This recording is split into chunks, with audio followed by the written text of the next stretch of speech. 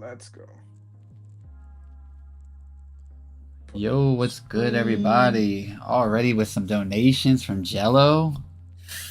Ooh, we tried to get Jello on the stream Go. too, but he was too cool to hang out with us tonight. Yeah. And it's, let's see. The first one, $10, He's a bruv, so, it's pounds. Euros, by the way. I think those are. Oh, yeah, exactly. Gotta, Not even euros, my fault. gotta hit sleep, but happy stream, everyone, and let's celebrate the Kagurabachi anime, baby. Have fun. P.S. Tibby, read the new chapter and make the exorcist fall in love. You flippin' twit. Okay, buddy. Also, Dice, eat my rice. That boy got a little rice. He got that little rice grain. Yeah, a little rice grain, right? What's good? Guys? Let's see who we got in here. Waffle. We got, Angry Demon Noises was first. I gotta acknowledge that. We got Waffle, Zony. Yeah, homie. Yeah, of course, Jello. Bambi. All right, Bambi, look. Hold on. I won't forget to share the stream today on the Discord. Hold on. Yeah, me and Dice are bad at this. Oh, what's this? How's everybody doing?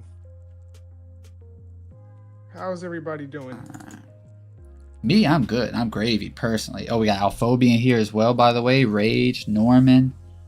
Bambi's over here. Got the connections with Hokazono, saying the anime is going to get shelved because of us. Yo, Alphobia, did you get struck again? Because I peeped your comment. I mean, I was wondering, I think you left another one. I was wondering if you got copyright struck again. Oh, Junior's in this thing. Right, let me share A brick wall's coming in here with like some deep theories on some shit. Watch. A brick wall. That's my favorite wall to talk to. So we got Slit or Dell. I don't know how you want to be referred to as. Rage is doing amazing. Love to see that. Y'all go make sure if you want a more in-depth look at the Kagurabachi announcement, make sure to go check out my homie Dice's video. Thank you. Ready to talk about it. Yeah. We can get started just about, talk a little. I guess we could just start with talking a little bit about the announcement. I'm sure everyone in here, has seen the the reveal, the sneak peek, like umpteen times. Like everyone's probably saw that thing so many times. Yeah, bro, it's like the same 4 shots just on repeat. Yeah, and it doesn't lose its hype. Oh, hell no. Oh, Jaden's here. I mean, people are already making banger edits. Love to see it. The community is thriving. Alright, let's see here. Sir. Did I tweet it? Okay, I got tweet. Dun. Oh, how's the music volume, everybody? Is it can y'all hear the background music? It's not too loud though. It's crazy how many people I see online slandering Bachi. I don't get it. Yeah, I haven't. One good thing about being an unk, and I've been busy at work this week, I haven't seen been on Twitter a whole lot, so I haven't seen the I'll call it bitching and complaining. Yeah, I only saw like one negative tweet about somebody talking down on the comp, which I was like, I didn't really get, but they gotta go suck a railroad spike. Yeah, well, people always got something to say, Yeah, the beautiful part is they don't have to like it. All that's important is if you like it. Oh my God, Jello. Oh my God. Fuck, Jello? Oh my. W's in chat for Jelly. The man that was too cool to hang out with us, he's now financially supporting us. 2027 belongs to Bachi Bros. That is facts. Oh shit, Alphobia said that edit literally has 1 million likes. A brick wall. Let's see what he's saying. He's probably gonna like theorize like when I'm gonna die or some shit. Um, my theory is episode one is 1 hour. My theory is episode is 1 hour because trailer shows scenes from chapter 2, and they said they're gonna only show 20 minutes, but that's essentially a full episode. Yeah, that's what I kind of came to the conclusion to as well, that they're gonna like, here's a sneak peek of the 20 minutes of the first episode. You know, they're basically just kind of promoting it as like a 1 hour special almost. Hold on, I just have to like Jello, like appreciate you, brother. That Yeah, I didn't want to crazy. skip. Yeah, you're right. I didn't want to skip over it. Yeah, I did not expect that. That's been my homie Yeah, since the end of 2023, and me and him been riding with each other. I talk to that dude every day. Good man. He's a little sus, but aren't we all? Yeah, now he's paying our bills. Appreciate you, brother. Yeah, genuinely. Man. Love that dude. Hate him. I hate him, but I love him. Yeah, I feel that. You be seeing me and him be getting in little petty arguments, and then we won't talk for a little bit, and then we act like it's all good, and nothing happened. That's my brother. It'd be like that with the homies. But yeah, apparently like Japan is also gonna get like the whole uncut episode after the tour. I think it is like the tour is gonna end in Japan. Will they'll show like the full uncut episode. So yeah, I think it almost certainly is gonna be like 40 minutes to an hour. That's just gonna be wild. Oh, facts. It's crazy to think that we're actually here, and not only that we're here, we're only a year away from actually getting the anime. You know what I mean? I was expecting like the end of next year, like best case scenario. Yeah, I mean, yeah, a year isn't really that much, right? It really isn't. It is really sooner than I thought as well. It's like same with like getting a whole teaser trailer. Like I said in my video, I was really braced for like a key visual, and like you said, like 2027 or late 2027 kind of like window. Yeah. But it's like we got like a release month and like a very solid teaser. Yeah, facts. Because like I was expecting not us to not get any actual like video, like visuals like that until Jump Festa, which is at the end of the year. Mikey's in here. He says, I can't wait to see and hear Sojo for the first time. I hope for the full trailer it ends with the Sojo jump scare panel. Like, even though that happens like after the arc, I just want to like, refer to that meme would be crazy. I think Sojo, Hirohiko, and Yura are probably like the voice actors I'm looking forward to. I think Yura should be like Jin Woo's voice actor, Alex Lee or whatever. I would love you. I mean Yura. The Japanese though. Oh, Ni hao, fine shit. I'll do it. No, we've gone over this time. Top tier Sakuga. Oh yeah, and the thing is with Hokuzona's choreography, it's gonna breed a beautiful relationship for like Sakuga to kind of come to life.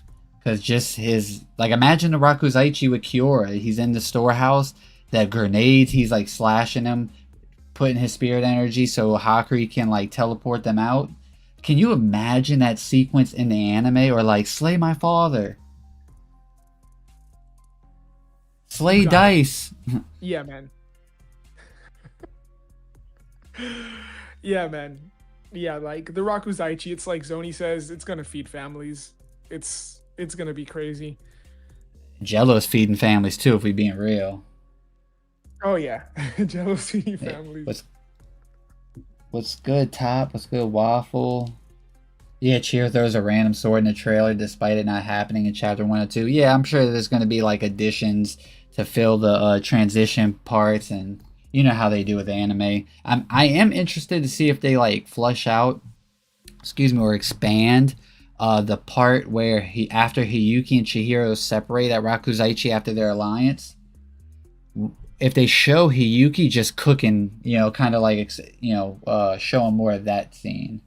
Doing her thing? Yeah, that's why Hiyuki is Pookie. What's good, KJ? That's Oh Khalil. yeah. Yeah, we up. What's good, KJ? And we up when it's up. Yeah, like and what Brick Wall brought up, I think that whole shot is like you said, Hybrid. It seems to be like one of those extra anime extras to kind of bridge certain moments. Because I tried to look for that kick as well, in the first chapter, and I didn't really see that. I also want to point out that people were talking on Twitter about like how he swings that sword. You can just tell that like He ain't got he it like has no that. training at all, I did see that. That which I man. think is really cool. I didn't think about it like that at first, and I don't obviously like I'm not entirely sure if that's exactly what they were going for. You would think so, and I want to think so because even though that isn't really something that I thought about early on, like reading Kagurabachi, it is something that has like been emphasized in later parts of the story where he's actually surrounded and going up against like legitimate sword masters, and not even like sword masters, but like somebody like Kaguri, even, right? Like that is like a point to make in terms of Chihiro not really having refined sword skills.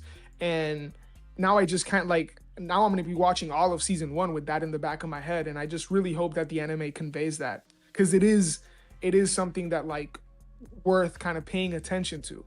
In the manga, it is kind of harder because obviously because of the medium, but I I think mean, it's one of those things kind of like what we saw in JJK, how like and I know this is a bit difference, but with like Gege taking inspiration oh, from from the the anime. yeah, it was specifically like the first person view of like Sukuna sending the slashes. I mean like the inverse of that now, where I feel like the later parts of the manga are going to influence some things that could kind of be like I see what you're saying. addressed or kind of tease that in the early parts of the Yeah, anime. use hindsight to kind of fill the story up a bit. Yes. Um, Yes. yeah, I mean that's a good point. I will say though, like our Redux Volume 2 episode is going to be available to everybody on Thursday.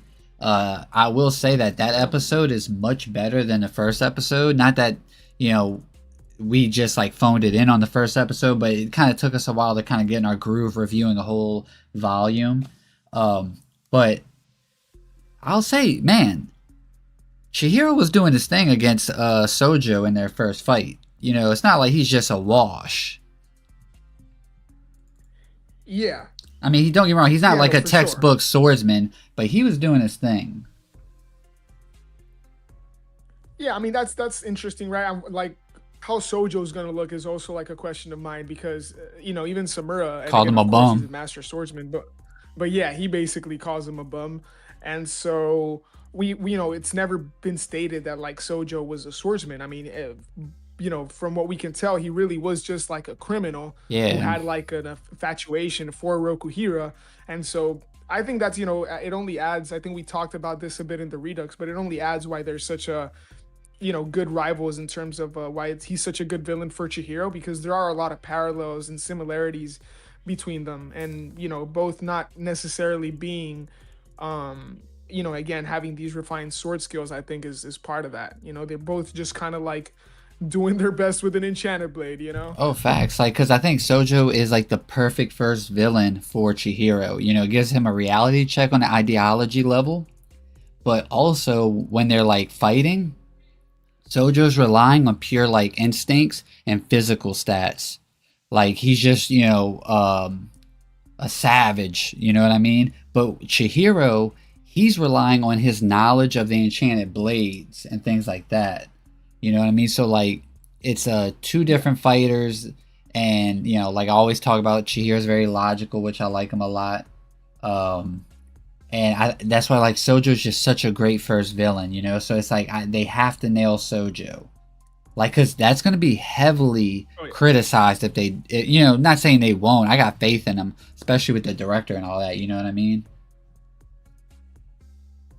Yeah. No, for sure, for sure. And I mean, I don't think we've told chat yet, right? But like that is what we're doing today. We are going to be talking about like the top 10, our individual top 10 moments that we're looking forward to that is likely going to be covered in season 1. Um, so we'll be getting into that in a bit. Yeah. Uh I mean, we can. I did see today Oh, go ahead. just My real quick bad. before we No, it's all good. I think I told you this earlier today that it does seem it's not confirmed, but the Tokyo Ghoul composer seems to be the composer for this anime. Which I haven't watched the Tokyo Ghoul anime, but I have heard some soundtracks. Funny enough, and from what I've heard, it is it's pretty legit. So Yeah, if that is the case, because of a quote tweet, we're eating, man. yeah, It you was good, don't. Beatrice. Yeah, you don't realize just how important music, how much it adds to the experience. Like Oh yeah, dude. it's such an important aspect and a component to really like conveying the emotions, the feel, the atmosphere. Like a single ominous tone will have your nerves like, your hair's like standing up a bit. So it's like, imagine when Oh yeah. Chihiro and Sojo are facing off for the 12-second fight, you just hear that boom, and, like to like set the mood, and then the music, as soon as they start going, the music comes in. It's like tone setting. Yeah, man. No, Or it's like maybe I'll it's start gonna be singing on crazy. that thing. Okay. On that thing, huh? Yeah, I'll start singing on that. I'll unsheet that thing and start singing. All right, Dice. It's like Beatrice. Beatrice says music, SFX, special effects is at least like 30% of the experience. 100%. Like for me, Oh, music one is second, Dice. such a big thing. Entertain the people. All good, all good. Yeah, like for me, music and like you do bring up a good point when it comes to special effects and sound design in general. To me, that is like huge when it comes to an anime, right? Because at the end of the day, what the whole thing is like adapting these pages into a more immersive experience, right? And of course, audio, it's not just visuals, right? It's not just animation. It's voice acting, it's music, it's like sound design and special effects, like you're saying. To me, that's all of what makes up, a really good anime experience. And I'm a sucker for like banger soundtracks, especially like in the right moments. Like they can completely elevate just as much as they can also ruin a moment, right? When not Yeah, done if well or when Soldier not Boy like pops up, like starts playing during a fight, like we're gonna be all right. The record scratching, we're gonna be cooked. yeah. And But TC, yes, the music in the teaser trailer was amazing. Yes. yeah, facts. So go ahead, Tibby. If you oh my god, what the hell? Good God. All right, so I guess you want to just kind of hop in. We already been doing this about 20 minutes, and we got some people in here, so I guess we can just start talking about our top 10. Me and Dice will take turns. Let us know like things you're excited for. Hey, what's up? Hey, welcome to the hideout. I don't know why the audio is not playing on those alerts, but appreciate you. And I guess you want to start, Dice, or you got anything to say before we start? I'm a sucker for No, I piano think like you too, by said, the way. My bad. Oh, I know you are. Wait, what does that mean? But no, I Hold think like up, you hold said, up. we've What does that mean? no, I mean I'm not what is it? Yuri Okay. on Ice? Okay, yeah. Yuri on Ice. Yeah, that OST, yeah, bangs. All right, so look, you, I'll give you that. I ain't gonna hold you up too much. Yeah, I didn't mean anything by it. I fuck with the You piano sounded too. like it was like You know, like a good like you're piano. No, disrespecting no, no. me, like a slight. You're like, yeah. No, no, no. Hey, it's like that Don Don episode as well that somebody referenced earlier today on the Discord. I'm sorry, I'm forgetting who it was, but that also has like a banger piano. Mm, Um, yeah. So, yeah. anyways, Episode we're 7 of ready to Don get into Don. this. Yes, yes. I think that's the one they were alluding to, right? Yeah, the rooftop Had to be. ballerina episode. Let's see. Yes, yes, yes. Pelican says, "Yeah, if the anime got that One Piece Toei sound direction, I'm crying myself to." Bro, the sound design on One Piece, they fixed it apparently, but the sound design on One Piece was so Did they? bad. Like Fire Force's sound design, like Oh those, yeah, peak like from what I've heard. it's great, but I don't know if they actually fit like in Kagurabachi. You know what I mean? Like it's dope, but I don't know if Mm, it really matches Bachi. Like It's a I very, feel that. I feel, you yeah, know, I see what you're saying because it's a lot more like spectacle than like weird explosions and bass, like heavy yeah, bass we want effects some or like whatever. sexy red. Yeah, yeah, sure we do. Speak for yourself. Ski. Yeah, right when they ski. Wasn't she hyping up Bachi? Yeah, she did. Oh, ridiculous! It's like somebody said in chat earlier. We are going mainstream for better or for worse, but yeah, Yeah, it's don't fight it. Just ride the wave. embrace it. Yeah, yeah. We not accepting leakers though. No exceptions. Okay, So I think we good that's now. where we draw the line. Now, Mr. Dice, Yes, yes. would you like to go first? What is your like? And we got these in order. Personally, obviously, we're gonna have some things that are the same but different placings. But we're gonna get this through. Dice, if you want to start with your number 10. Number 10. Uh, I made this list, and then I was like, I realized that there was a specific character I like very much, which is barely not in this list, and now I'm already like second guessing the whole list. Facts. But it is the way it is, right? So at number 10, it is what it is. At number 10, I have it's basically Uruha when he jumps in during the assault on Senkutsu Temple. Okay. When he jumps in to fight alongside Samura. Okay, that is what I have at number 10. I don't have that on my list. I feel like but that's I figured it. Yeah, go ahead. No, I'll say that is a dope moment though. It shows like that's Uriha's like he's really taking charge. You know what I mean? I didn't think about that. That is a good moment. Yeah, I feel like it's a bit overlooked, but I think it's like everything leading up to that as well. We also know how much like Uruha respects Samura. We get the statements about how the Masumi are the only ones able to fight alongside him, and then it kind of slowly builds towards that moment of when he says like, or he thinks like, what, you don't think I've watched you closely? It's like something along those lines where he's talking about how he studied Samura for a while. And he's like, I'm watching you. I'm watching your fine ass. I feel like it is a bit of an underrated moment, and I find myself kind of appreciating Uruha a bit more recently, and I think that's one of those moments I'm looking forward to. Yeah, he gets unnecessary hate for sure. A brick wall, yeah, that's the moment he's talking about. Yes, right before though, he does that like. Well, I consider that all the same moment though. Like Yeah, what I mean? yeah. Okay, but yeah. Pretty much. And like that is dope. I think Uruha gets a little bit too much hate for no reason. Let's see. Dell says Kendrick Lamar on the main track for the Kyoto Bloodshed Hotel. That would be crazy. D the man. He says, I hope when Kiora first used Magatsumi and has the giant butterfly, we hear like evil opera music, like in Bleach. Yeah, you just hear like an opera singing, just like belting out. Like, yeah, that would be fire. Dude, there has to be a Magatsumi theme. Oh yeah, that just made me think. Every enchanted blade gets a theme. Woo. Like I can imagine Uruha's theme being like Sasuke's and Naruto, the kind of like almost Western sounding thing for some reason. I'm creaming. Yeah, I feel that. My chair is moist.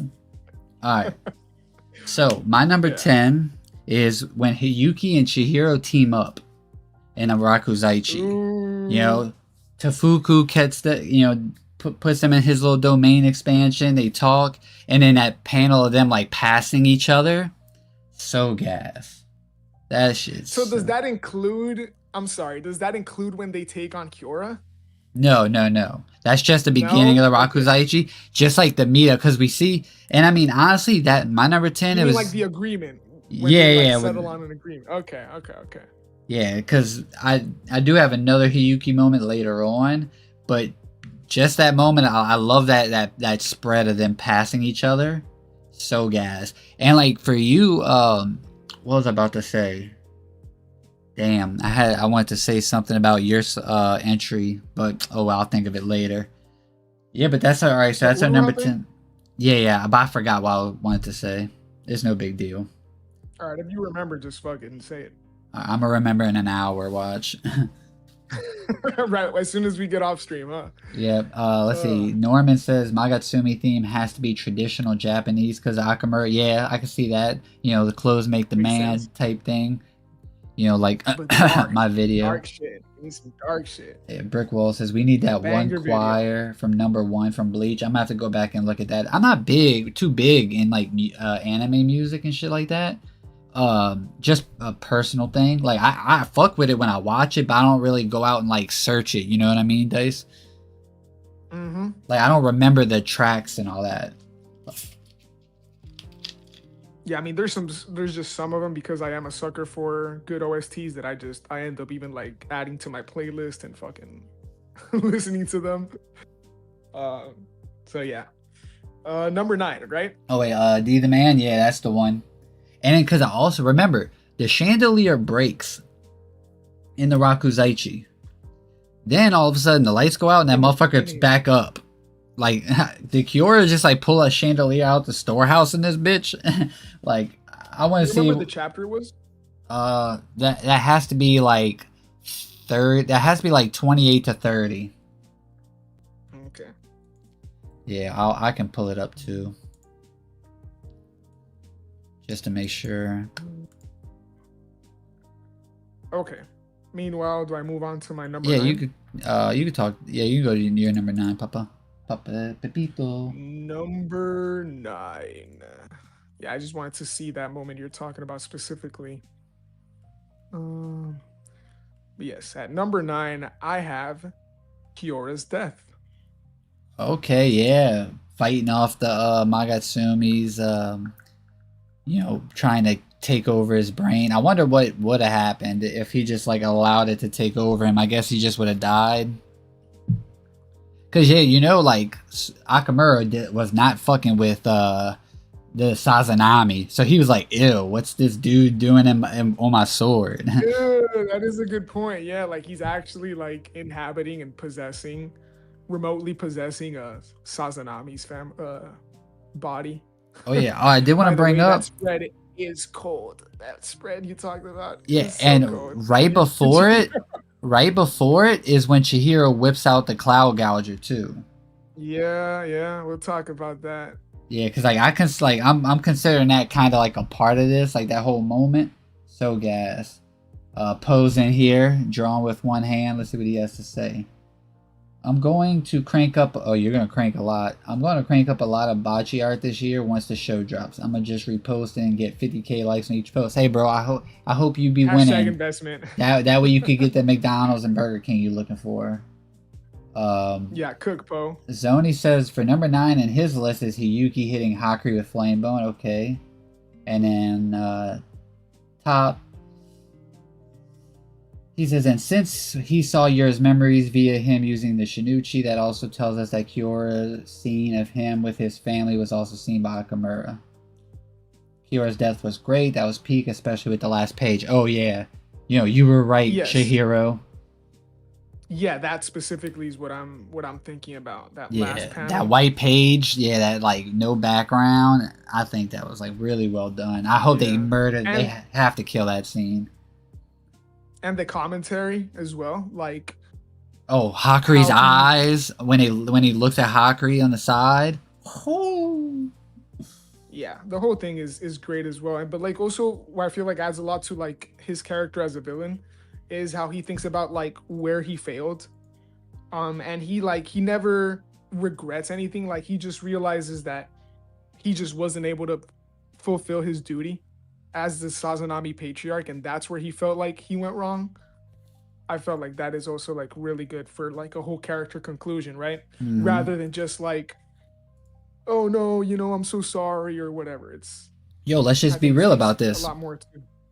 What did Samura say Chihiro does to like when he was fighting Akamura at the end? I'm sorry, what does Samura say? What does Samura tell Akamura? How he'll dispel his curse. Yep. Shine that will keep on. That will keep on shining. That's what he did to Kiora. Yes. And it like we don't like this is like been in the manga. This has been in the series. We can go back, and now that we have the hindsight of future chapters, it's all gonna pull the story together and make it even more like consistent and well rounded. Like Chihiro dispelled Kyora's curse. Kyora fought off the Magasumi. His own, like, he stood on business. He fought the compulsion. But seeing his wrongs as a father, Chihiro did that. And that scene where like Kiora locks eyes with, he just looks over at Hakuri, and Hakuri's just like, oh man, dude, like that moment is very emotional. Yeah, 100%, man. Like that is gonna be a sight. That's gonna be, yeah, man. I could just imagine like my piano coming in, like just kind of like crescendoing in. Oh yeah, that's a good pick. So like my number 9, and we just talked about this in the Redux, is I truly love Kunishige Rokuhira, and then with the lightning dragon, that moment, sheesh. When he says I truly love Kunishige Rokuhira, my God, you're like, huh?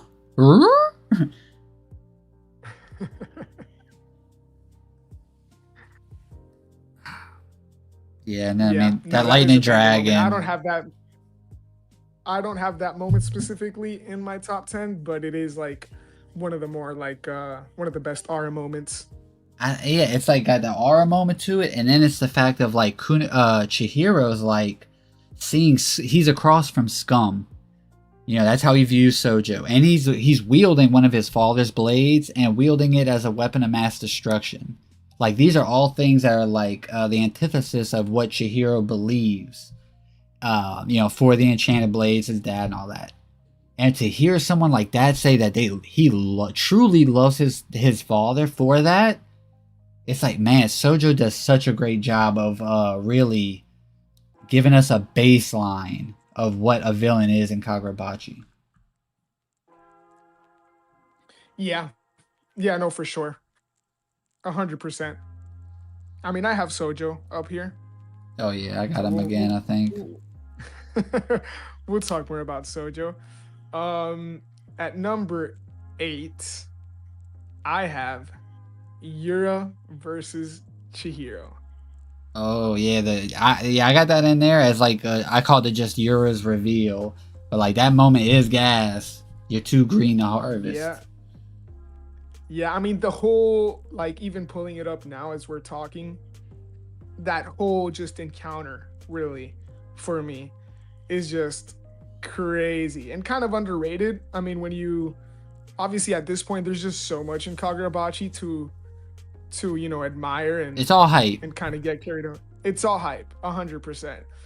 So it's easy to kind of overlook this moment, but for me, Yura versus Chihiro and the dialogue, just everything about that fight, how he even confesses to like everything is for him to wield the Shinichi, and how that ages basically, even though that's not really what we're talking about here, but I just can't help but like, looking back and knowing how that goes down in later arcs, to me, that moment in particular, and also just the fact that it's Chihiro coming face to face with the guy that led the plot to kill his father, and just everything about that moment, really, the way Yura's moving, going up against a guy who has, it's not a full enchanted blade at that point. Yeah, but he's duking it out with him, and with the black lightning. We see the first time we see the black energy come into play. Yes, and like, fucking Yura, like, he sacrifices an arm like it's nothing and then just throws it at Chihiro. Just like everything about Yura in that moment. Yeah, take like, this. What you want from a guy that's being set up is one of the biggest villains. Yeah, and what ends that scene when he tells Cloud Gouger, "Dai is Rakuhiro property." That's how it ends, basically, because that's when the black energy starts to come out. He's he's sacrificing its life to bring forth the black lightning. Oh. I mean, I will admit I have that as its own moment higher in the list, if I'm being honest. It's just it's so big of a moment by itself that for me is like, I know what you're saying, and you're definitely right to like group it as the same kind of sequence, but I just had to separate it. Because, like, and when it comes to like Yura versus Chihiro, I'm more so glazing the Yura side of things, and how Chihiro more so has to grapple with seeing him for the first time. It's kind of like what we talked about during the Redux series about how like his mind is flooded with all these questions. But also like Yura himself just takes center stage. Chihiro telling Cloud Gouger to lock in is like, for me, is like a whole nother moment that, like I it's said, like is higher on the its list own for story me. beat. Oh my god, it is. We'll talk about it more because I have it high. Let's see. Sun Tzu says any scene with the Tao fighting is going to be peak with the sound of the shockwaves going on. Yeah, Iso is going to be gassed to like see like actually used, in execution. And Jaden asks how many episodes is season 1 going to be, considering that they showed a decent bit. At least like in the manga panels on their background that they had, it looks like we're getting, up to the, betrayal. Now, does that mean it's going to end with Chihiro's death? Or could it like maybe end with like Iori's reveal and she like it ends with her looking up at the sky at the owl and then it cut, that's the cliffhanger. Or it could end with him coming up the elevator with the Masumi. But I think that's going to be at least 24 episodes. I think you just named the most likely endpoints. Honestly, all 3 of the ones you mentioned I thought would really work. Yeah, I agree. I think those are all kind of work. So number 8 for me is the reveal of the sword bearers. Like at the end of the first arc, the Sojo arc with the Kabunabi, and we see all their pictures. I can kind of picture it in anime format already, of like each panel transitioning in differently, or one after another, and then just seeing that. I'm wondering how the art style is going to be for that. Like, are they going to show Samura how he is? Because Samura looks pretty different in his first panel to when he's actually in the series. Actually, like, a character. Yeah. So he does. I'm interested if they show, like, the more, like, his actual design, or if they're going to stick with, like, what the panel looks like. What color do you think, I would think Iso would be? My bad, Dice. I just think it's going to be like a very light blue, maybe. Like, kind of like a wind effect, like how Naruto's wind effect is. Like, whenever they use wind in Naruto, excuse me. Yeah, I would think more so like whitish, kind of like translucenty, like you said, like wind, but less blue, I guess. Yeah, like a very like light blue, just to give it some color, but it looks more translucent. But my bad, bro. What were we saying? What was I saying? I forgot. I think it was just something. I think you're trying to say you love me. No, that's not what I was trying to say. Oh, okay. I was. Hey, you can't blame a guy for trying. Oh. All right, chop chop, podcast boy. What's your next one? Damn. 7. We had 7. And this is where I got Hiyuki, but I got her pulling up. Like, mainly what comes to mind is the spread of N10 Flamebone going up against the Magatsumi. So Hiyuki and Chihiro going up against Kyora. That's what I got. Yeah, because she comes in like a meteor in the storehouse. Yeah. Oh, Demon Noiser said Dice needs more foot rubs for that, bud. Dice ain't got no feet. What's up, Angry Demon Dice ain't got no feet. I'm like the Mikaboshi king. Nah, he got the baby. He got the baby feet. He got Kaido legs. I actually got Hiyuki for my 7th spot too. But I got her pulling up on Chihiro, like her first like full reveal, catching like the back of Chihiro's blade with her forehead because she knows he's not going all out. Like seeing their the conflict of ideologies of justice, and her bringing up it's like self-serving for him to like wield the N10 for his own goals. Poes come in here at foot rubs. Zoni has Hakri versus Soya for 7. Okay, I got that in my list later. But yeah, Hiyuki pulling up on Chihiro. Seeing Flamebone the first time. Tefuku's in there. It's a lot going on. I think that's going to be a fire. Literally fire scene.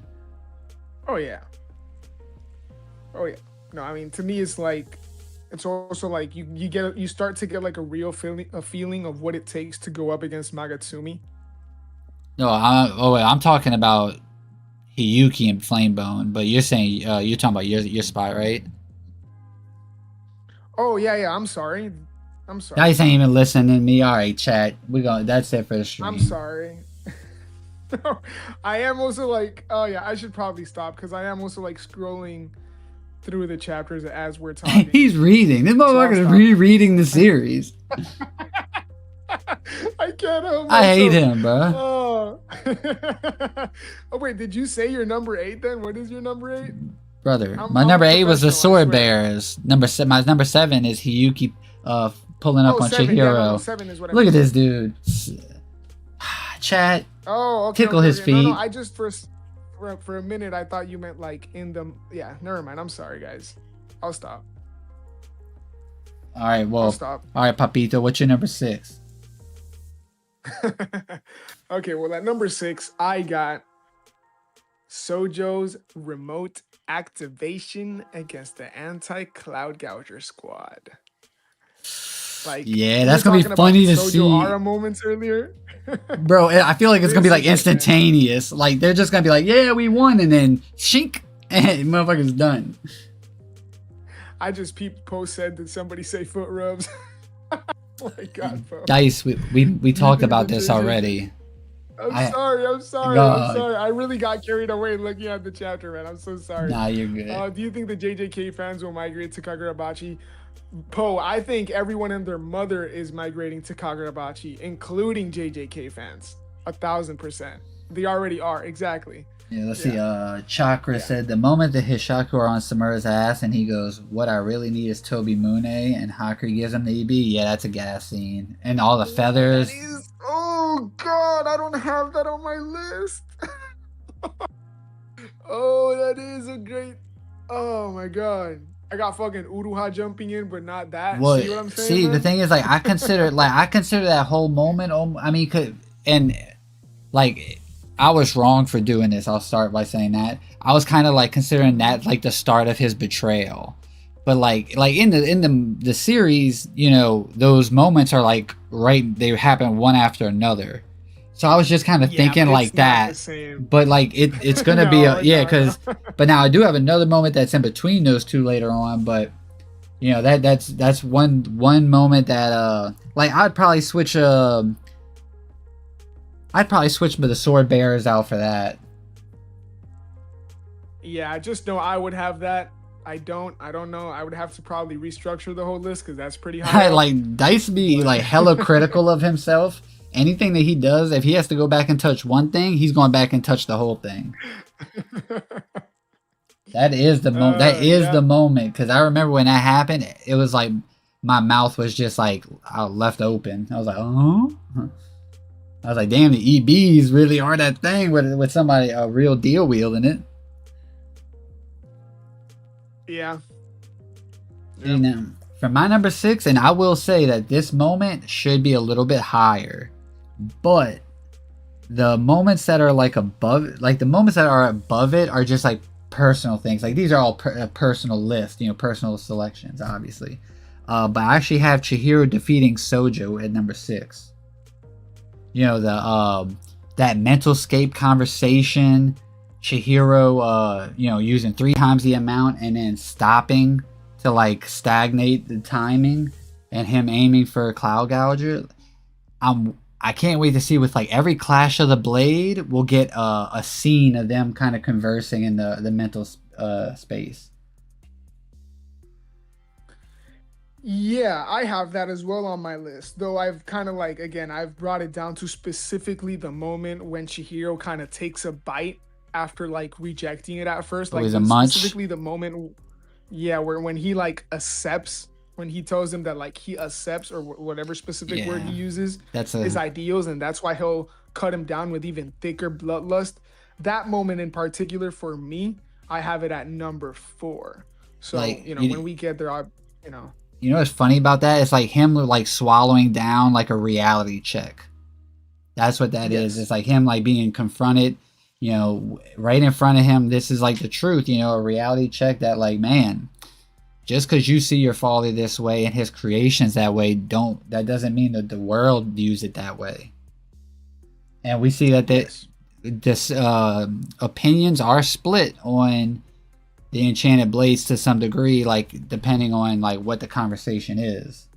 oh yeah, You know, and like it's I one of the kind best things about Kagurabachi. facts, yeah. There's always a conversation on both sides.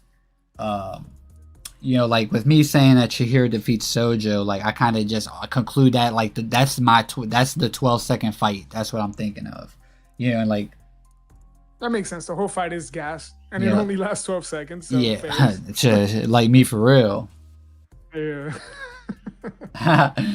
Let's see. Waffle says, "Oh yeah, that's a really good one. Love the slow reveal. Chihiro giving his motivation to Sojo." And then Zoni says his 6 is Sojo pulling up on Hanao and Chihiro. Oh yeah, that's how the first volume ends.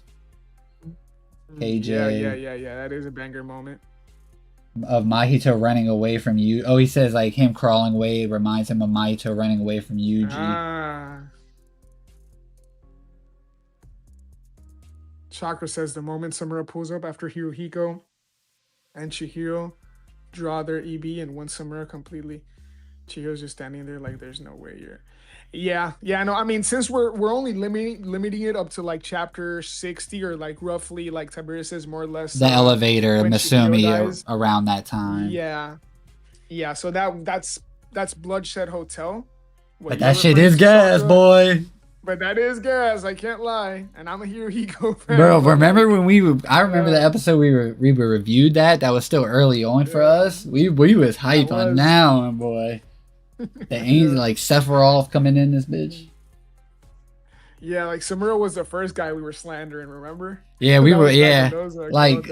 But you know what's funny about Samura though, and the difference between Samura and Shiba? Samura actually does stuff. Oh, but anyway, here we go. But like Samura's writing is objectively great. You know, like you know, he just seemed like an overall powerhouse. Like he had death flags. You know, it was. Oh no, you're good, Chakra. You're good, bro.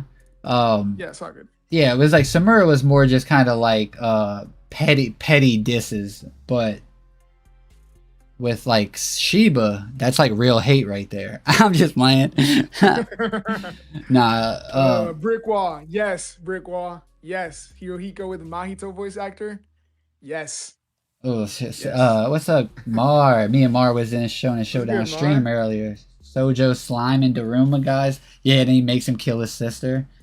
And that's also like that's a gas part because we see like Sojo's like kind of you know how he approaches things. He's like, don't go in with half-hearted conviction. If you're gonna do something, fully do it.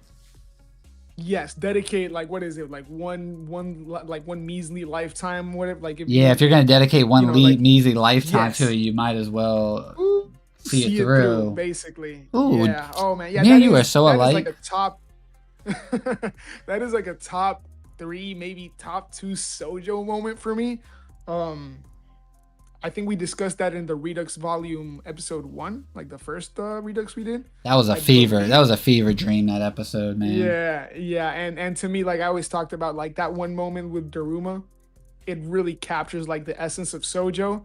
And when you look at his conclusion and the way he goes out by like trying to, you know, still grab onto Datsenseki, it is so perfect because it like I feel like that what he tells Daruma basically goes full circle. He like stayed true to himself all the way through the end. Yes. Yeah, like I mean, let's be real. Daruma's sister didn't deserve it, but Daruma did deserve it. Let's just be real here. That man blew up. He was talking shit to Char. Sojo and Shiba wants to save him. Yeah. Fucking Shiba. Okay, so number 5. Yeah. Fuck yeah, baby. Number 5. So I had Sojo at number 6 with his remote activation, essentially like starting to scratch the surface of the True Realm. At number 5, just barely edging him out, is Chihiro's chill. Chihiro doing the same on his side of things, specifically the keep a cool head moment. Ooh. You know, where he's thinking about that one conversation with his father and like does, you know, the first True Realm under his eye, first True Realm usage. Yeah. That whole moment specifically because of like the emotional you know, the emotional aspect of it and the little the short conversation we see with his father, everything about it, even like the hand gesture, like Kunishige being his silly self and Chihiro, like I said, like the wipe under his eye, the paneling, everything about that moment to me is just like music is going to be important in that moment. Oh yeah. But like I feel like now we're starting to get into, obviously like now we're in the top 5. So like these moments, yeah, these moments, like they really hit. And like starting with Chihiro at this part, like, ooh, a lot of these moments, they're still fresh in our mind because again, we're going through the Redux. So like I have like a newfound, even though I've been loving Bocce since day 1, since like chapter 1, since I got into it, I find myself like really appreciating a lot of these moments a lot more. Yeah, facts. I get what you're saying because I kind of feel that it's like resonating with me. Like Char, like don't get me wrong, I always felt bad for Char and that was like a sad story. But like reading it again and just like, I don't know, like knowing the characters and like how important it was for Chihiro to pull through for her. Like Chihiro is the hero. Like, you know, he is like dependable and reliable. Yeah. Cascade said, it was all right. Here we go. It's still crazy. Sojo was legit barely in the manga, but he still got such a chokehold on people. Yeah, because he's only in like 12 or 13 chapters. Like he comes in like 5 or 6, 1,000%. And it's because he's you know written in a way that like for the length of chapters he's in, every moment it's like his panel presence is there. That's why he gets the extra chapters. People want to see him on panel.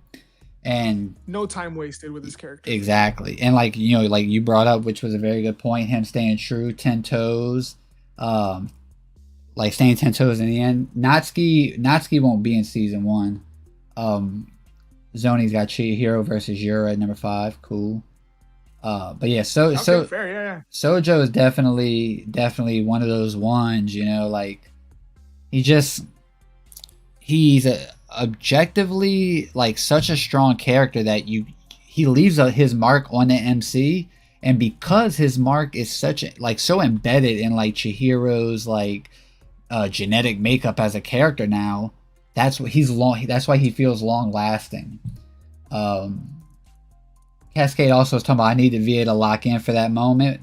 I need the VA to lock in when Chihiro yells at Yura, "Why did you kill my father?" That moment is going to be... Whew. Yeah. All right, so my number 5... Oh, my bad. Go ahead, Dice. No, I was just going to address Shocker's chat, which you already did. But trust me, I just want to say, if this was like, if we were covering all of part 1, Natsuki would be here. Trust me, he wouldn't be in mine. No, I'm playing. Go ahead, man. Now my number 5. You're not though. No, I'm not. I'm being dead ass. He would. Ibiki's back would be in the top 10 before Natsuki. Fucking. And I'm dead ass. 10 toes. Go. Go to number 5. Shut up. Maga, you know, I'm about to start spiraling. I got the Magatsumi reveal, the butterfly, the weight of the moment, just like that. Boom, like that. I can imagine it like perfectly in my head. This sheer terror. Yeah. No, I mean, I don't have the Magatsumi reveal up here, but what? I probably should. I probably should. I know, because like it's like there's so many moments. It's like it's easy to just kind of skip over something, even though it's big, just because like, you know. Yeah. No, like that's why I said like I probably should. It's like I said, it's easy to get carried away with a bunch of other moments for a bunch of different reasons, and Sojo is fresh in our minds too. I had to kind of like cut that off to not get too like attached to like the first 2 volumes or moments. Hold on, Mar. Let's see. He says, "Hell nah, Unc Glazing crazier than Rob Sabo Glaze." No one glazed harder than Rob with Sabo, okay? If he's number one, I'm number two. Uh, But hey, Ibiki might. Never mind, let me not. I don't even want to slander my boy Sabo. I mean, my boy Ibiki. I do miss Rakuzaichi was peak when that was going on. yeah. The sandwich moment. I'm hungry now. Thanks, TC. It is a peak moment though. Yeah. How is that sandwich in perfect? Like, did he use like Nishiki to like guard the sandwich as he's moving? The fuck? Yeah, he had that. He had that like well stuffed. Wait, where? I wonder where. tucked in the coat, that trench coat, bro. It's like Yeah, look, Nerve Batman's belt. is cooking. I'm with you. Hey, we're gonna get cooked for being right. We're gonna get cooked for being right. Brother Flame type shit for Natsuki. Hey, you gotta admit that was pretty clever of me to come up with that. But Dice, you wanna go your number 4, Papa? I did bring it up already, so there's not much I have to say. 4 is Chihiro accepting Sojo's ideals, which, yeah, basically we can kind of like just look at the whole 12-second fight, or at least like the ending of that fight.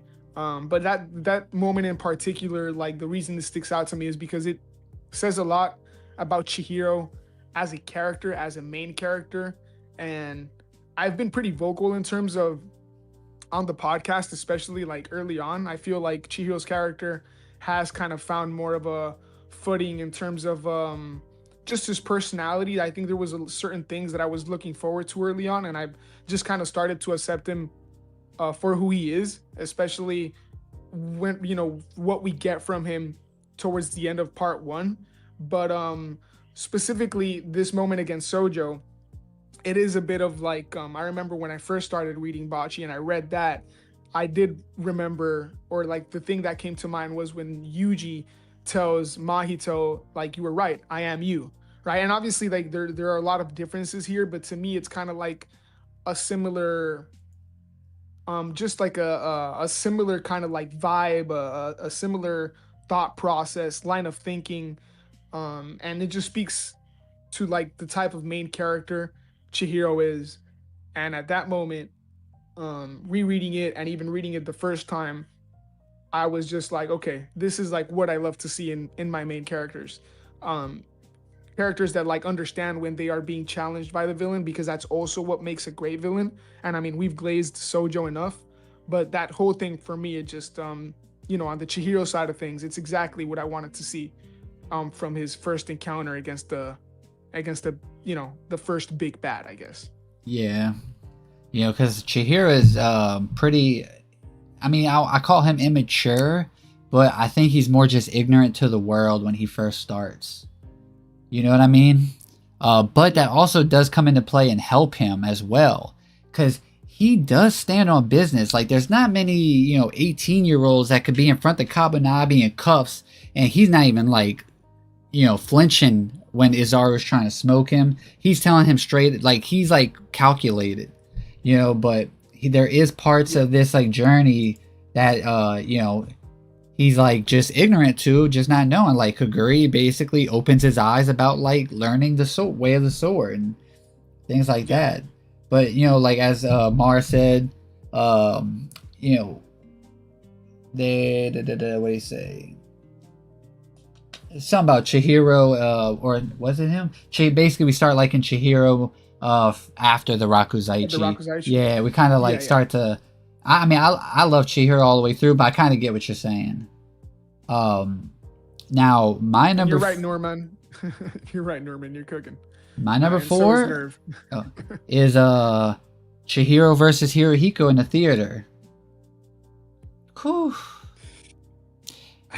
Using Kuro to like cover the paper, and that all black double spread, and you just see Chihiro's eyes, and man's got no arms left. That is crazy. And think about it like this too. That moment is wrapped up in the Samura betrayal, the Kumiyuri reveal with Hirohiko.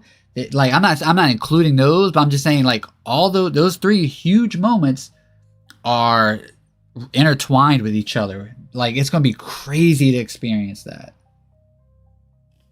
1,000%. And that was kind of like what I was not kind of that was exactly what I was alluding to before we got into the list. Hirohiko, despite being like a top 2 favorite character of mine, he is not on this list. Whoa. Directly, he is in my top 1 spot, which I am kind of alluding to with what you're saying, because he is indirectly in that top 1 spot. Okay, I get what you're saying. I already know what you're talking about. Yeah. So I'll get into it, but I did think of that, like of that specific fight when I was making this list, and yeah, it is a banger fight. But again, I probably should have it in my top 10. Like, bro, but, him saying that like he accepts like he's gonna go to hell. Oh my god, like yeah. Him breaking through like I can imagine the play, like we're getting the music from the play itself, and then it just gets interrupted with him crashing in, cutting those guys' heads off, and then he just lands. Woo! I'm kind of hitting myself. I'm gonna be in the head right boy. now. I'm painting like Alonzi be saying. I'm painting the ceiling. Yeah. Yeah, Mar, get on his ass. I know. Yeah, I know. I'll give him some glaze in my top one. You'll see. Well, we could hit up on number 3.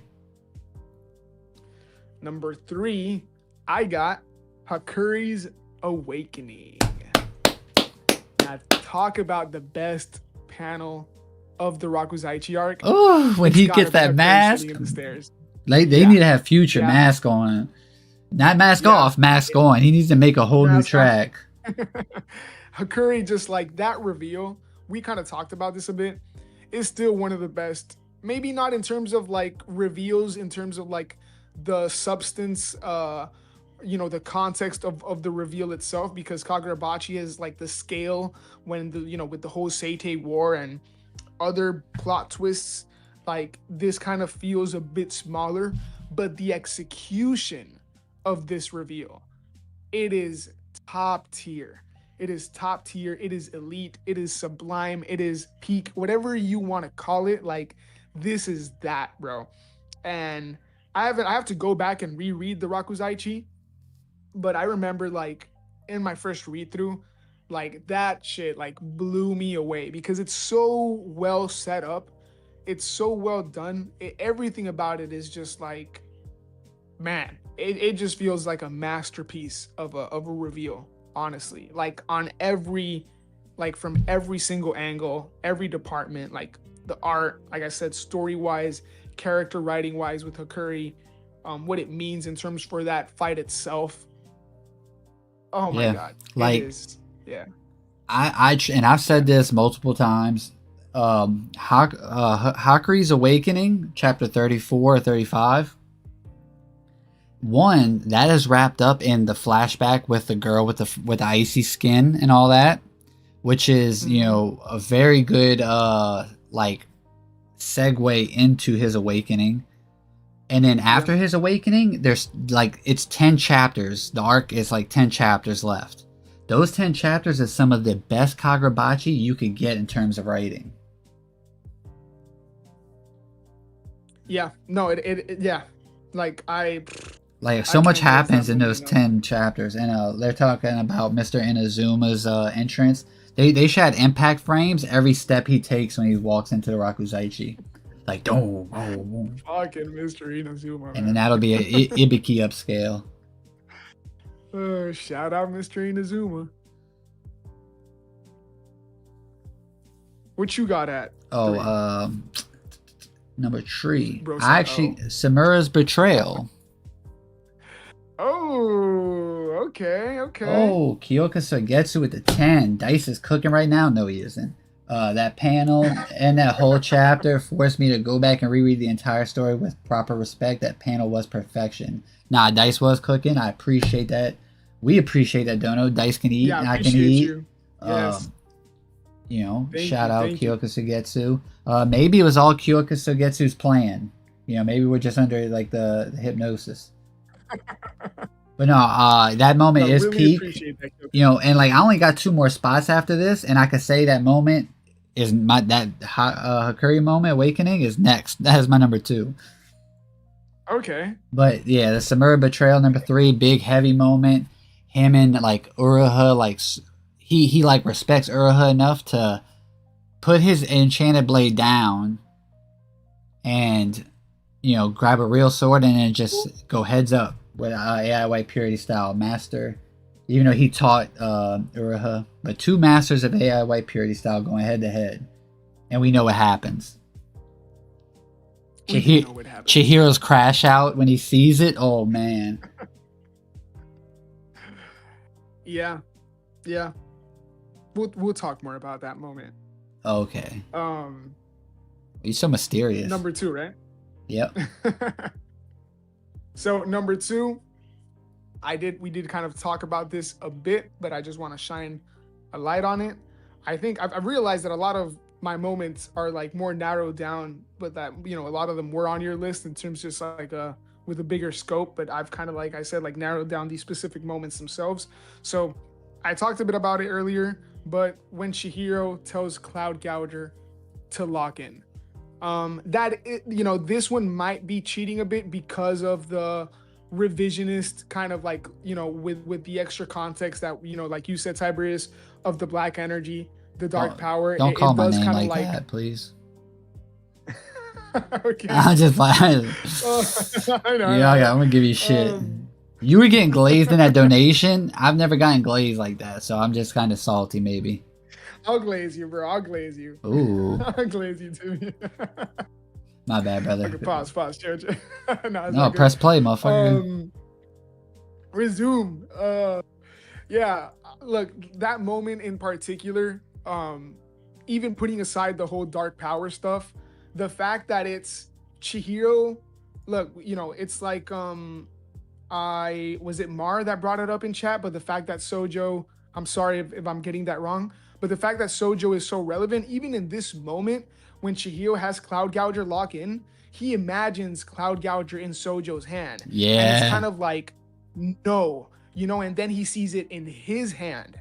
And it's like, again, this whole thing about like why Chihiro is the right person when it comes to any call, about the Enchanted Blades. This is why, because nobody knows the Enchanted Blades more than he does, right? And again, we know later on about like the whole conceptual life stuff, the black energy stuff, but putting that aside, the fact that like Chihiro's willpower when it comes to anything in regards to the Enchanted Blades, in particular, how they should be used versus how they should not be used, this moment really captures that in this specific, or in this earlier part of Kagurabachi, right? In the first 60 chapters or whatever we're covering here. That moment is just special. It's just special to me because it also like what gets going all the theories about like what exactly is in the Enchanted Blades. Dataseki, obviously we know a lot more now, but also the moment, right? Like we were talking about it being against Yura earlier on, the fact that he's being like held with the Pine Tree sorcery, which is, we know how strong them bitches are, right? Like how strong that sorcery is in itself, and he's only able to penetrate it with doing this with Cloud Gouger. Man, it deserves all the glaze because it is one of my favorite moments still. Yeah, that's a big moment, just like there's so much going on in that moment, and like like I said, I kind of included that with my like Yura reveal, but either way, like that moment, there's so much going on. It is a heavy weighted moment. Chihiro, when he first faces Sojo in the Cloud Gouger, the paneling is very similar to like the thoughts that are flowing through his head with the Yura, but the thing is like Chihiro is able to like stay composed. He doesn't just like blurt out like what he feels. He doesn't speak with his heart. Chihiro still manages to speak, just think and speak. But when he's confronted with the man that was responsible for killing his father, he cannot do that. And he just he lets it out. Why did you kill my father? Like that moment is going to really, really mean a lot. Because we know what it's going to play into later on in the story. You know, when Yura answers that question, that's gonna be real big. And angry demon noises. Let me just say, Shiba, you know, he must use really nice shampoo because his hair's just got a lot of nice bounce to it. When he teleports, it just flows so like gracefully. There, I said something nice about Shiba. You didn't even mean that. No, he does. He got Yeah, some last bounce. thing. No split ends. His hair isn't fried or dyed. I'm just saying shit, by the way. I do not know what none of that means. Last thing I'll say about this moment of Chihiro locking in with Cloud Gouger, it's also the fact of he doesn't just think of Sojo and like imagine Cloud Gouger in Sojo's hand, but he also imagines Yura's words, which he just spoke to him in terms of anybody can enslave them. And that's, it is the same moment when he's kind of like also, that is when he pictures Cloud Gouger in Sojo's hand. But like, that's how you know immediately that Yura has an impact on Chihiro, right? Yeah. In that moment, in terms of like their one-to-one interaction, he's already Everything like is forcing hitting. him. He's hit every word's hitting Chihiro. You know what I mean? It's like he Yeah, can't man. shake him off. They just kind of pierce him. Yeah, I was at your side the entire time. He's like like remembering when he was cleaning up the blades. Dai is mine by my side, at my side. Oh, I'm Oh about to my god. bust. I had Yeah, man, I had to pull it up because like that whole moment is just it's Yeah, just peak, man. you know, and you know, like we talked about when I first mentioned it, or when we first kind of talked about the moment. It's like, you know, the black lightning. You know, him like burning the life force of Cloud Gouger. We didn't know what it meant back then. We thought maybe, oh, he's still connected to, Yeah. you know, Enten. So maybe it's like a Enten or mix of whatever, yeah. Kuro or um yeah, but no, that's a dope moment. And I already said like my number 2 is Hakri's Awakening. I think that is one of the best moments in the entire manga. And honestly, that moment was going to be number 1 for me, believe it or not. But I'll just say my number 1 real quick since I kind of already gave my number 2. Because Mm-hmm. my number 1 is Yura's reveal in that moment. Yura's my favorite character, so I am most hyped to see the execution of him in anime format. That is my GOAT.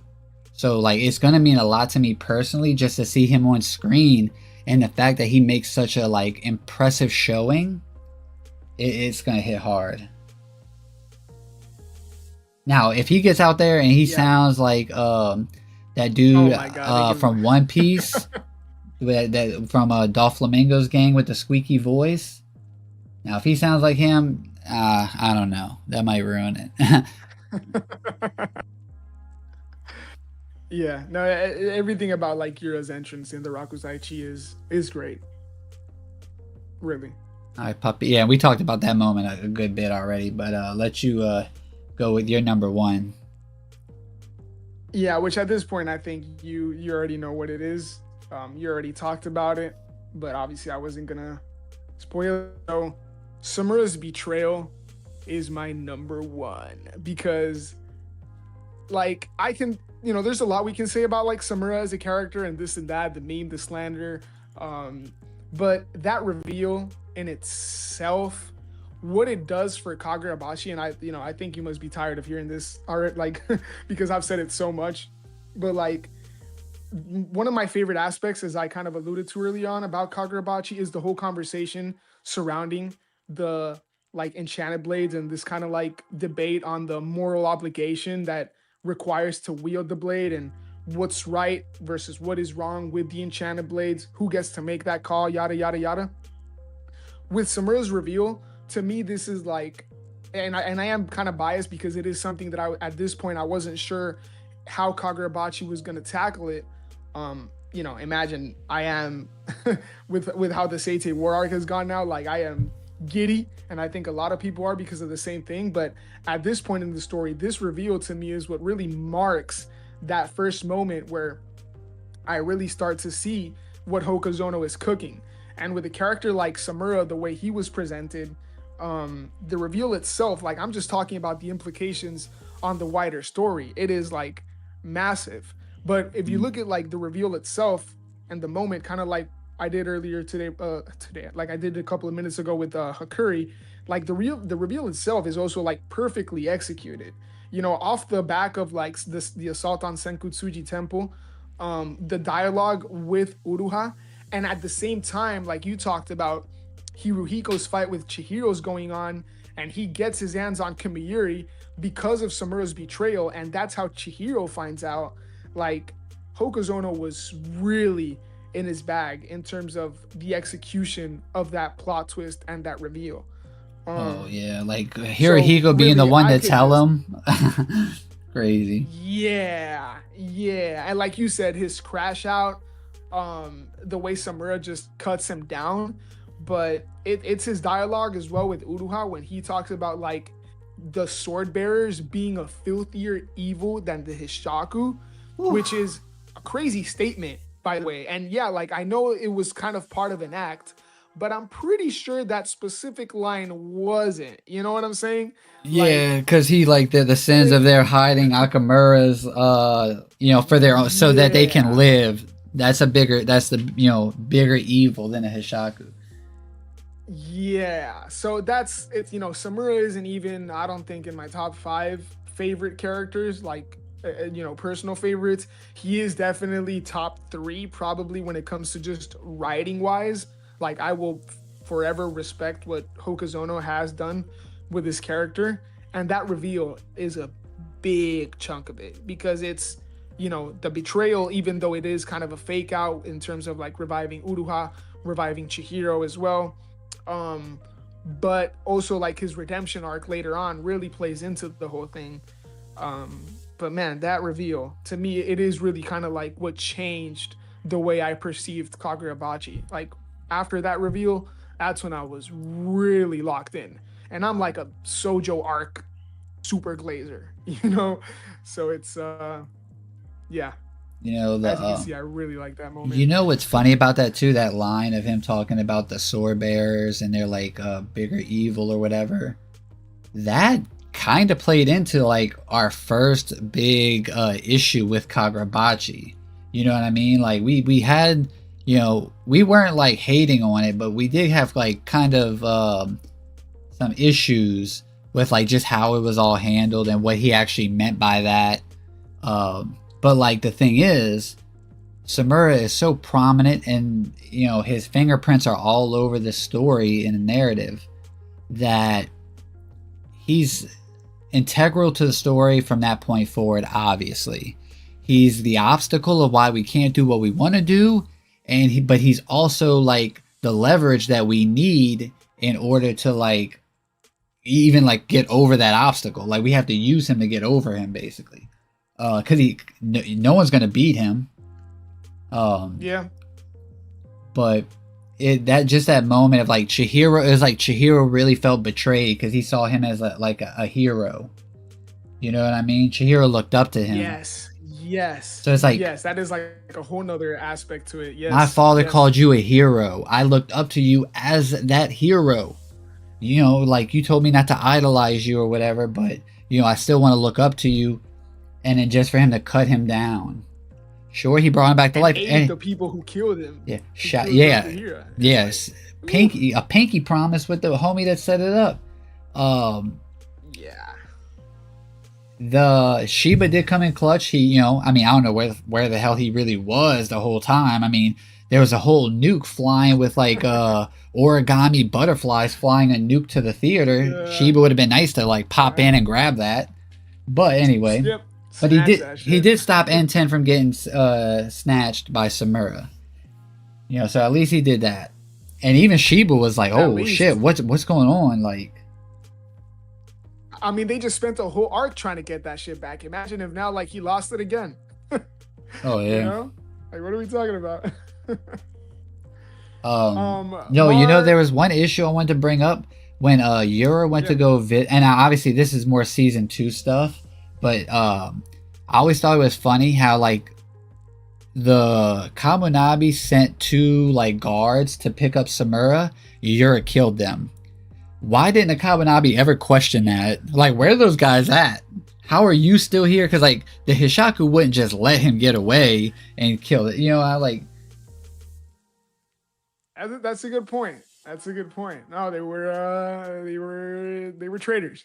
You And know, look, they you had to kill them. Sun Tzu's over here talking, saying I'm a fake Yura fan. I've been riding for Yura since chapter 31, and I've been Yeah, riding we not. hard for Yura. He's just mad because you didn't have the panel of your on. Yeah, he mad I didn't choose the W Sun Tzu. W Sun Tzu. I love it. Slander his ass. He is yeah. a fake You're a fan. Oh hell no. Mara brings up a good like rebuttal to that. Like maybe they did tell Kazan, but Kazan just like didn't do anything further. You know, he's like, all right, true. I'll That's cover it up. true. Yeah, I'll take care of it. And he just sits on his is. ugly ass. Yeah, Kazan. Yeah, fucking Kazan, huh? Yeah, fucking Kazan. Yeah. And Mar, who do I have in my top? Like, who am I glazing in my top 5 that I don't have Samura? I'm just a big like villain enjoyer, man. So I really have Yura, Hirohiko, and Sojo. Those are 3 off my top 5. You're the worst. You're the And worst type of person. I'm just playing. And then I have Azami. Azami's probably like from the good guys, the one I have highest. And 5th, who do I have 5th? Oh yeah, Hinao.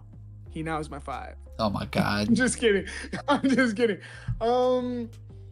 Samura could maybe be my 5, but I don't know. I'm not thinking hard enough. There's probably is somebody else before Samura.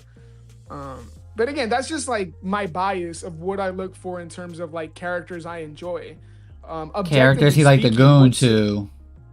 That's the truth. Yeah. But like I recognize that like what I'm saying might not make too much sense because like what I really enjoy about Samura is what he does for the story, which is probably more important than like any particular enjoyment that I get out of a specific character. So yeah, I guess maybe I'll have Samura at number 5 just for that. I can make an exception. See, mine is easy. I got Yura, Chihiro, Hiyuki, Ibiki, and Azami. No, you got Ibiki 5 times. Stop lying. Ibiki.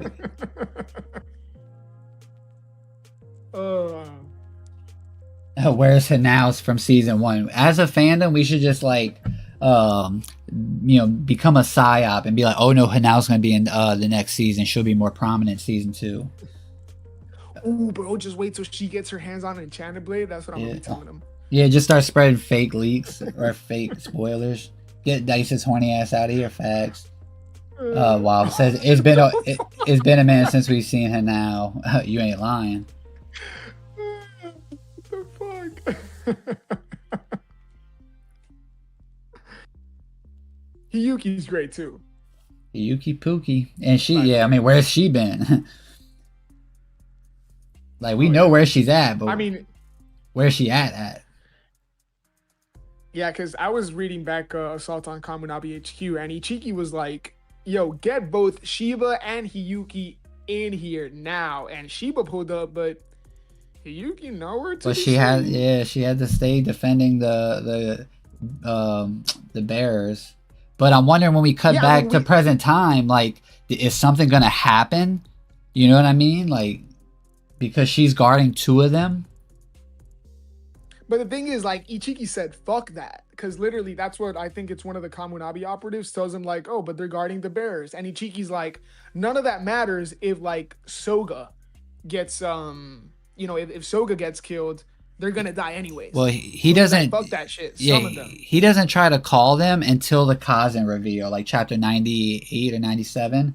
And then that's when the guy with the like weird ass X head comes in and says like, "Oh, the phone systems are out." And then that's when we like get on the search for the new vessel, the core station vessel. You mean John Kagurabachi? John Bachi. Yeah. Fucking John Bachi. Everybody, John Bachi. Just wait till he now gets the Toby Mooney, bro. Yeah, man, that's how we're gonna be talking. Yeah. I'm claiming Yugisada's strongest in the Hishaku. He has no glazer, so somebody got to do it. Hey, that's real. He's got some glazer. Oh yeah, Dice was riding for Yukisada hella hard for like two episodes. Nah, you were. Never, bro. Nah, you was. I was not, bro. I hated his ass since the moment he was glazed as the strongest. I looked at Yeah. Hirohiko inside. Like, it's like that Natsuki reaction panel. Yeah. Oh my See, with god. like, now here's the thing: Hiyuki and Shiba, right? Shiba's has been in the story longer than everybody aside from Chihiro, right? He's been there since chapter 1. Hiyuki Yep. has been in there since what, chapter 22, around that. So we got to give her like 20. She needs to, as long as she appears in the first 22 chapters of part 2, then she's good. She's not a fraud. That's I mean, we're in a. You mean post? yeah, like Season yeah. Excuse me, present. When we come back to present times, but like Yeah. I mean, because they're both like propped up as like the strongest. One's the pinnacle of sorcery, and then they say Hiyuki's the strongest fighter in the Kabunabi. I forget the exact terminology, because I wanted to talk about that in next week's stream, most likely, because we're gonna have a prediction stream next week, and we're gonna have a guest on there as well. But I want to see where Hiyuki's first reveal is. Yeah, it is at the end of the Sojo arc. Yeah, I think it's 19. 18, I believe. Yeah, because 19 is Hakuri's part. All right, so they call Hiyuki The strongest. Yeah, you were right. The strongest. Okay, that's where bar for bar. Yep, the strongest fighter. Shiba's propped as the strongest, or the pinnacle of sorcery. That doesn't mean Shiba's like bout it with the hands. Like Azami is stated as like he's kind of like elite in both categories, because he's the strongest fighter in the Kabunabi, but then Ichiki also says like he's not a slouch in sorcery either. He says he's on another level. Yeah, verbatim. Azami might be top 1. I know Shiba fans ain't gonna like that, but Azami might be top 1. I love it. Azami might be top 1 because we've seen what he can do. Shiba's like a great support, and he might be the pinnacle of sorcery. But even Kazan was like, the white robes are stated to be like elite sorcerers, like way above the Masumi, and like and I mean, we see what happens.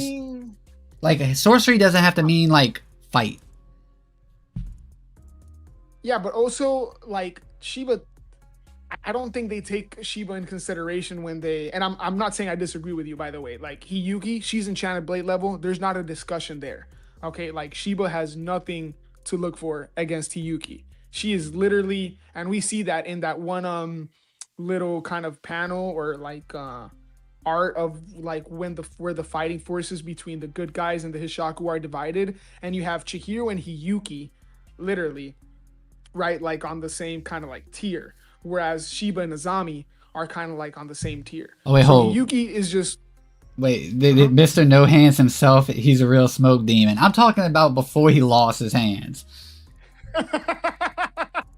And wait, he might have robotic arms. They're cooking me in chat. I'm not. And look, I'm gonna let you finish. I'm gonna glaze Shiba next. What? Shiba is Toto and Azami is like Yuji. I mean, Azami's a dog, man. I fuck with Azami heavy, man. Heavy, like that Yura Azami fight. Oh yeah, it's gas. Oh my god. Look, and Shiba. Oh my god. Shiba is exceptional when he's actually there, actually doing something. But I still gotta throw a diss. But no, like Shiba enables like we're seeing now in the flashback, right? Shiba is still like just no diffing other sorcerers. I'm not saying he's a slouch. I'm saying it's like kind of 1A is Azami with both arms, and 1B is Shiba. Just because like if Azami is like Shiba goes to grab Azami, how do we know that Azami ain't gonna make him really like regret that? Like he's gonna teleport him, but he's still gonna rock his ass. I don't know, man. I think Azami Shiba is probably like one of the more interesting matchups just because of that, because I think it's a matchup thing. I think if we were to like, there's just not enough on Shiba, man. I'm tired of this shit. There's just not enough. He's been in the story the longest. Shiba to really know.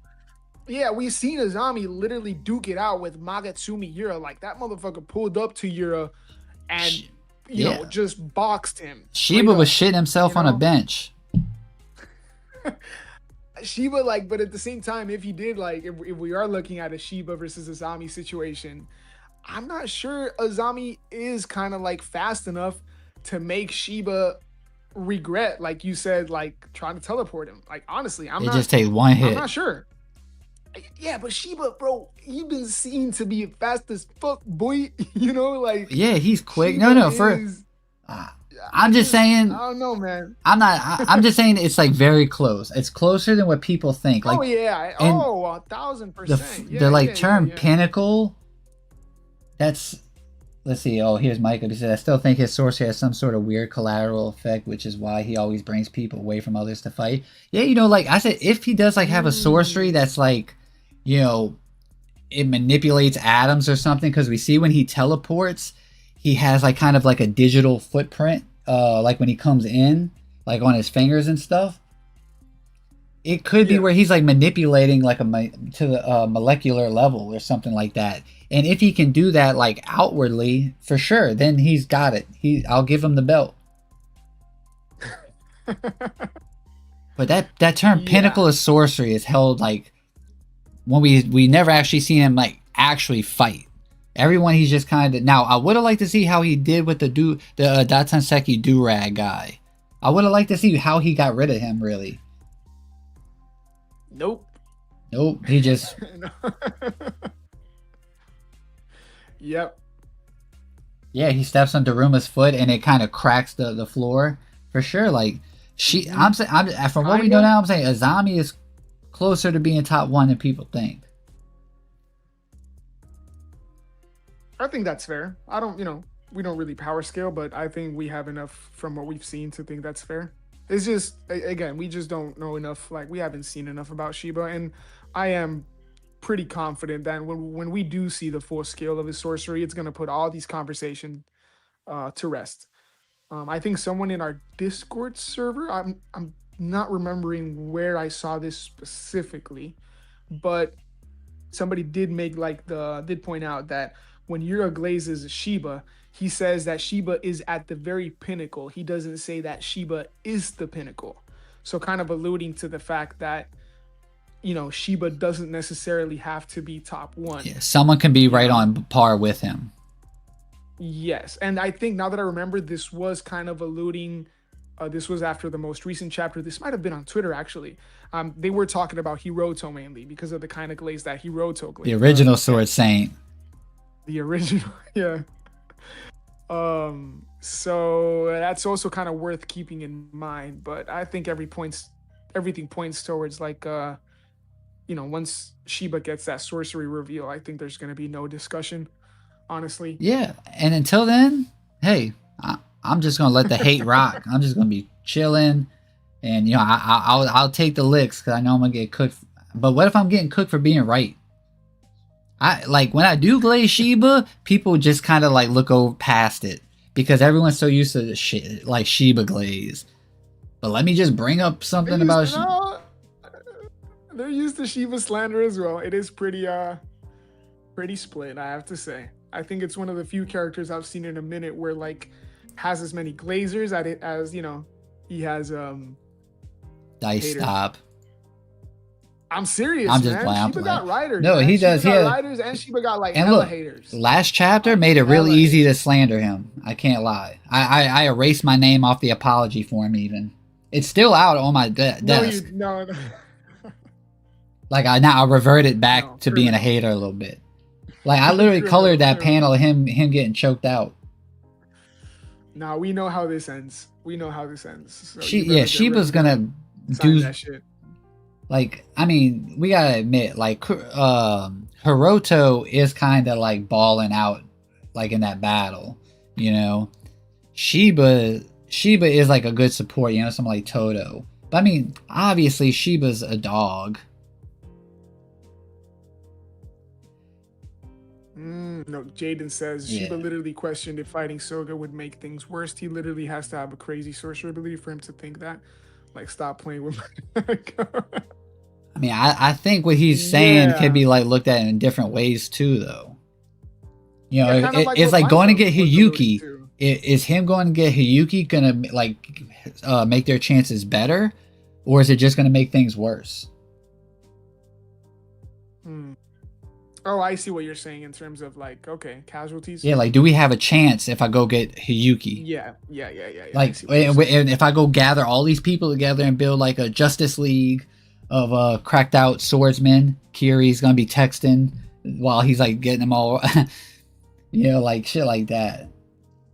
Shout out to Kiri, by the way. Shout out to Kiri. She better stay her ass away from Soga, though. Yeah. And like, look, Shiba is very integral to the story. He's super important. Super important. I mean, he's what enables us to get back together as a group. He saved a lot of lives in the flashback already. Like Hiroto and stuff like that. I'm giving Shiba love right now. You talking like you being generous, though. Well, I mean, I'm just saying, those are things that he's done. I can't help that he just hasn't been in the store. Like, he's literally gone from the Rakuzaichi to like chapter 100. He's just gone. Hey, look, Jaden, I'm not even mad at you. Most people do hate on Ibiki. Nah, chill on Natsuki, though. Yeah, exactly, Norman. Like, that's what I mean, too. Brickwall says Shiba could have helped Chihiro get the kidnapped people out of the storehouse. Nah, couldn't be him. He had to, like, send a text or something. He was busy. Yeah. He was busy like Azami when he sent the anti-cloud gouger. What more do you want from him? Talking about Shiba 17. He's still like a prominent sorcerer. Hey, brother, when it comes to the hands, age don't matter. Like, we'll beat up fourth graders if we have to. Just kidding. Oh, I don't second that. No, Hakri had entered his own store space. So Hakri could have registered him, but Shiba was like, nah. Nah, I'm good. He's like, you know what? I just bought this shirt. Mashio is his junior and put in more work than him. Just saying. I love to see it. You're cooking there. I'm just saying, when it comes, like, fighting wise, I'm not saying Shiba's a bum. Well, I mean, I have in the past. But I'm just saying Shiba, just when it comes to, like, actual fighting, like, if his teleporting ability is off, he's fucked. Yeah, well, let's hate on Ichiki, too. I'm down for that, Mike Up. You're right. Let's go. We'll just go round and round the Kabunabi. Except for Azami. Shout out Mike Up, yeah. Oh, that's funny. But look, I'll chill on Shiba because I am interested to see like the reveal of his sorcery, and I do think that he's gonna make a very huge play at some point in the story, like talking about in the present timeline. Yeah, especially after the Seitei War arc. Yeah, facts. Jaden, I think that's I've said this before. I will. Hey, look, I'm a grown ass man. I'm mature enough to where when Shiba does do something that, makes me fill out that, I'll fill that form out on stream. Don't worry, I'll hold him to it. You'll hold me. Nah, don't get excited. Mike Up said, give me about, you got 5 minutes? Yeah, I mean... don't get me started on Ichiki. This is a banger stream, bro. Love to see it. Chat was lit. Mike Up popped in. Yeah. He says, you know what? You might have convinced me to start hating on Shiba. Mar, that's... Woo! I'm getting my own little Justice League of haters. You out here like converting people? Yeah, I'm like that crazy guy on the side of the street preaching but not making sense. Yeah, I'll fill Jaden, out. He will. I will. I promise. I put that on Dice's soul. Dice is like, fuck. Now. Nah, because you'll do it. You're doing that shit. Yeah, I'll do it. Hey, look, I already have it like in my download folder. It's not filled out though, of course. That bitch is completely blank. Nah, the time is nigh though. The time is not nigh. Everyone's sleeping on Kudo. You know, Bro, Kudo's sleeping Kudo's 6 feet sleeping. deep. He got that good rest, that eternal Kudo's rest. sleeping, bro. Oh man, you know what? Shiba was always. You opened my eyes. I'm assuming he's saying Shiba was always a bum or Yeah, he something. said, "You knew." Yeah, I knew what Shiva was this whole time. Oh, Yeah, Mar, it is looking rough. oh, Dice's soul is like, I don't know, Look tattered. at That look at shit disheveled. look at angry demon noises, bro. What do you That's say? his third board. Damn, man, we over here extending the lineage. Oh my god, on the family tree. Somebody said on I will make Dice's it a third ability to board. walk. I was like, God damn. Oh, chat's cooking me, man. God. Hey, welcome to my world. God. But we love chat. Oh man. Yeah, of course. I love you, Dice. Of course. Appreciate that. All right, bet. All right, well, I'm heartbroken. I got an icebox where my heart used to be. Togo Fleeba. Togo Fleeba. That's good. Yeah. No, let's not. On Dice's channel, that's too far. No, not my channel. That one's too far. Not my channel. The soul, the children, cool. The grand nephew's eye, like, nah, not the channel. Yeah. On his left testicle. That's cool too. Yeah, on his little dice. That's cool too. But I think we gonna cut it around here, Dice. What do you think? Yeah. Any thoughts, I guess, on the anime before we get out of here? Oh man, I'm just excited. I mean, I think we're all excited. You know, it's I don't think I've ever had like a dynamic with a series like this, and maybe it's because me and you've been covering it like consistently for so long that I feel invested. Like, I loved JJK before I started making content, but like I love Kagurabachi, and I've been making content on it, so like I feel like I poured a bit of myself into the into like the genetic makeup of Kagurabachi, or like what it means to me, you know, and I'm feeling invested, I guess would be like a better way to say it.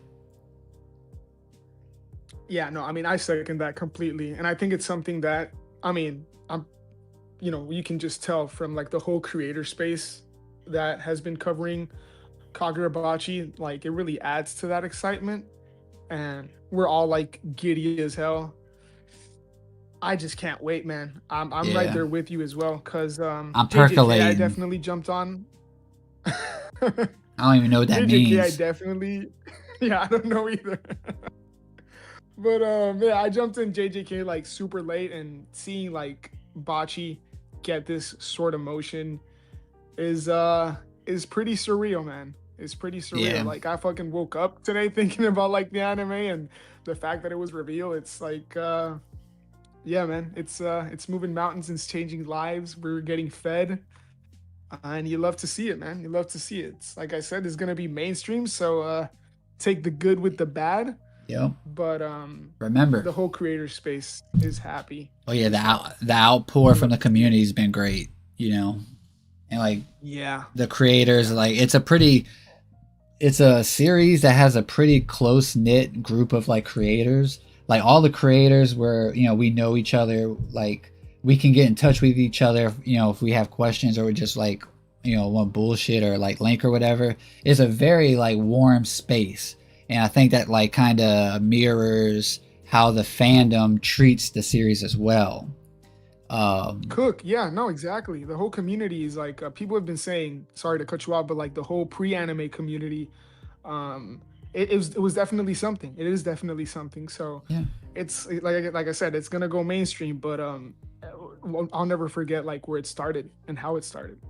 Yeah, and like the thing is, we all have to remember, and this is just the reality of the situation. The more popular a series is, the bigger the fan base is. The bigger the fan base is, the bigger the loud minority part of the fandom is. This is why One Piece and JJK, it's you know, they're so like grating to like deal with at times, because they're so popular. Their loud minority is bigger than most fandom's majority. You know, and that's we can get on that Year of Love. Dakimakuras, yeah. I'm getting a Yura body pillow. No, but and I do want to say we will be doing anime specific content. We don't know how that's gonna go just yet, but that will happen. Basically, I mean, just to be transparent, I think me and him kind of talked about like a rough idea is essentially doing what we do with the manga. We're gonna do with the anime episode, but also we might layer in like character profiles, what to expect before watching Kagurabachi, those types of videos. We're still debating on things like that. But you can expect anime content on this channel as well. Oh, for sure. For sure. And then 1000%. Next week, we do have our prediction stream. Remember, the streams are most likely going to be on Tuesdays now. The only time they'll be moved is if me or Dice have like plans and we have to move it back. But join the Discord if you stay up to date on stuff like that. Thursday, we have Redux Volume 2. Check that out. And next week, you want to just tell them who's coming on next week? I don't really. It's not a big surprise. Who you told me, right? Yeah. From the pod? Yeah. You want to tell them? Or you want me to tell them? Hey, it's your homie, so you can go ahead. If anyone's familiar, there is another podcast out there that covers Kagurabachi, but they also cover like Gachi Akuda, Centuria, they did Chainsaw Man. They do a bunch of series, and that's the Shonen Pulse podcast. Or Panel Focus, I think is their actual channel name. But Yato, the homie, is gonna come on. Should be on stream with us next week. Nice. Big Yato. Excited to have him on. Yo, and he's funny as fuck, yo. That boy, he said some shit to Chibi Reviews, and he added him. He's like, hey, if you're gonna use my shit, bitch boy. I was like, oh my god. Yeah. I saw that shit. That dude's so funny, bro. Nerve knows what's up. But yeah, check those guys out. It's there's actually like 4 of them, but they kind of they're interchanged depending on who's available. Yeah, they rotate, right? Yeah, and I'm actually going to be on that podcast on the 17th of next month. Yes, sir. Good shit. So we branching out, doing collabs. So check them out, show them love, let them know Hishaku Hideout sent y'all. And Dice, you want to say anything before we hit end? Nah, just first stream post Kagurabachi anime announcement. One April, for the ages. Next year. Yeah, definitely. So excited for that. Appreciate y'all for being here. Angry Demon Noises, Nerve, A Brick Wall, Waffle Boy, Mar, Sunsu. Yeah, special shout out to the members. Aiden, that Uran badge is so pretty. Oh yeah. Love to see it. Appreciate everybody. Yep, and Jello, special thanks to Jello and Kyoka Sugetsu for donating. Appreciate y'all. Yes, I know y'all not here, but you're always living in my heart now.